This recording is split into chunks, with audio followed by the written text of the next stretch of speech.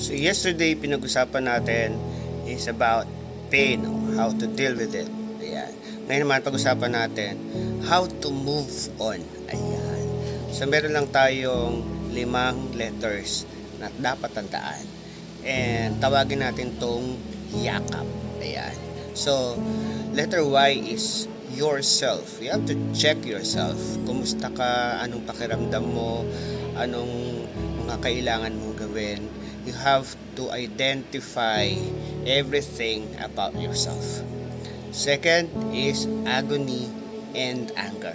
Yes, it's part of a process of moving on to let yourself agonize and let yourself be angry. Okay lang maging hindi okay. Huwag mong i-deny na you're in pain and huwag mong i-deny na nasasaktan ka. It's okay. Ayan. And then, letter K is know the people or the things that could help you. Ayan. Siyempre, mas madaling makamove on if you're not alone. So, pwede kang pumunta kung saan ikaw ay marirelax. Pwede kang pupunta sa mga kaibigan na makakatulong sa iyo to move on or move forward. And pwede mong gawin lahat ng dapat mong gawin para ikaw ay tuluyang makalimot.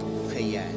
And then, letter A, of course, is acknowledge. Ayan. Because you have to acknowledge every help that you could get, no? Mula sa mga tao sa paligid mo, mga nagmamahal sa iyo, or even the nature itself. Ayan.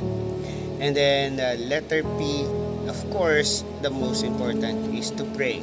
If hindi gumagana ang lahat ng mga nasa paligid mo, if you think na wala ka na makakapitan, all you need to do is to pray, because who else could help us better but God Himself. So yan. So are you on the process of moving on? Remember yung salitang yakap and makaka-move on ka na. Kasi nga sabi nga nila, isang yakap lang okay na, di ba? Once again, this is me, Kuya Pagero, saying ako ang kuya mo.